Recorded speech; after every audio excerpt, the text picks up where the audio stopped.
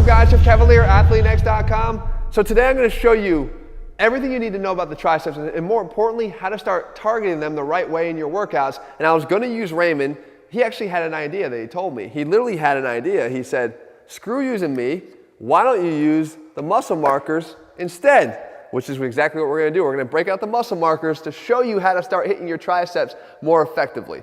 Okay, first of all, we need to always start to put the science back in strength because that's what we do here at AthleteNext, and we need to start with a little bit of an anatomy lesson. The triceps, there's 3 heads, obviously, by the name tri. And where they all originate and where they attach is really important for how we're going to attack them. First of all, we have the horseshoe. This is what everybody looks at. The front part of the horseshoe here is the lateral head of the tricep, this green area, okay? And then this big meaty area here is the long head of the tricep, this red area here all the way down. Now they all commonly insert into a tendon that feeds into the other side of the elbow joint here, which we'll get into in a second. The medial head actually sits way up underneath here, okay? And it actually lays underneath the long head of the triceps. So you can't really see that all that much, but it's a very important muscle in terms of providing stability to the overall tricep muscle group, and therefore allowing you to kind of maximize your strength across all 3 heads and all your different exercises. So now, all of them, again, cross here into the elbow, which means they will extend the elbow. So I don't care what exercise you're doing, they're all going to work the triceps if you're extending your elbow. That's just how it works. We don't have to overcomplicate things. However, one of them starts not here on the arm, but it actually goes onto our scapula. Okay, it crosses the shoulder joint. That is the long head. That's why it's called the long head, because it actually goes here, and you can see that it attaches all the way back here. So now, what does that do? Well, let's cover that first.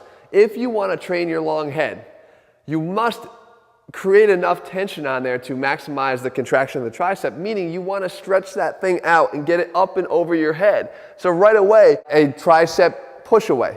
Okay, you can see that my arm is up here over my body, and as I push out, I'm getting an extension of the elbow and obviously a tricep contraction. We also could, some would say, take a dumbbell and put it up over our heads and start doing this and extend the elbows.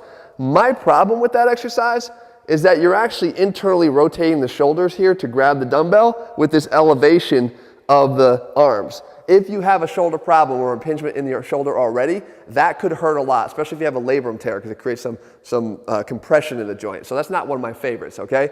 The next thing you could do though, like I said, don't always think about standing up into this position. If I were to lay down on my back and put my arm up in this position, you have actually one of my favorite exercises, which is the lying barbell tricep extension. You can do this with an easy curl bar, you can do it with dumbbells.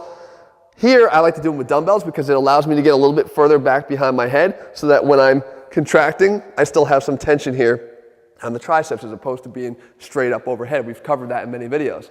So that's your attack plan. Now, here's one thing I'm going to tell you that is very important that others might tell you never to do. And they might say, well, what about the contraction of that? Well, if we know the long head is stretched maximally by putting your arm up over your head, right, because we're flexing the arm, we know that the function of the long head is not just to extend the elbow, but to also extend the arm behind the body. You need to start doing some exercises that extend the arm behind the body while you're contracting.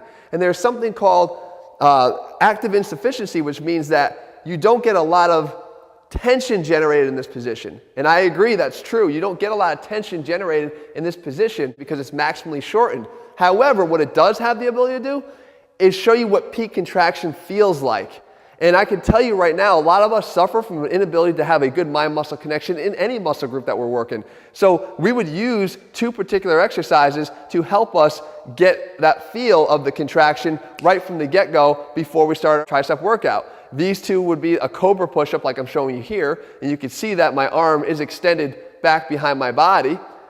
And again, we might want to do something like the good old tricep kickback. Again, the arm is back here. It's a killer exercise in terms of feeling that peak contraction, albeit maybe at a little bit less tension and force. We're not relying on it to build all that much muscle. We're relying on it to help us to develop that mind-muscle connection. One last thing you might want to try if you're still a non-believer in that is just stand out here, put your arm, straighten it all the way out. We know we've got tricep extension here, or elbow extension, so our triceps should be working. But what we want to do is now from here, just bring your arm back behind your body. And as soon as you do, you will feel an increase, a huge increase in the amount of that contraction that you feel in that tricep, because we've taken that long head now and we put it into a state of maximum contraction. Now, the other two. What do you do with the other two? You got the lateral head and you got the medial head. And both of them now are going to only do what? Extend the elbow. But there's something you can do to kind of favorably hit each of the areas. Think about when you're doing leg extensions. Yes, leg extensions. Not an exercise I would tell you to do, but just so you can visualize what I'm talking about. Leg extensions, you're going to stick your leg out like this, right? What have you done if someone's ever told you to target the inside of your leg? You've turned your leg out so that now when you contract, you're getting the VMO. You're feeling more of a contraction here on the inner side of your quad. If you turn your leg in, you're feeling a contraction more on the outer side of your quad. The same thing happens here with our triceps. If we have our triceps and we're going to do a push down, if we were to rotate them in, the more we turn them in, the more we work on the outer side here. If we were to turn them out, the more we work on the inner side here of the tricep. So when we're talking about lateral medial, you're going to go more lateral head with the elbows turned, or with the forearms kind of pronated and turned in. You're going to go more medial head here underneath. Remember, lying underneath the long head. Medial head as we turn them out. So what are some of the options for here? Well, if we want to hit the lateral head first, if you're doing your tricep push downs, you can turn your hands in, allow your elbows to drift out a little bit as you do them, and you'll see that you get more of that lateral head. You can do a diamond cutter push-up where you turn your elbows out and you can see you're pushing down and getting that elbow extension, but with that slightly turned in position here, and we're going to work on the lateral head. For the medial head, you could do a reverse grip tricep push down. Now we're turning ourselves out and we're coming down, and you're working again more on that medial head, which is buried underneath the long head.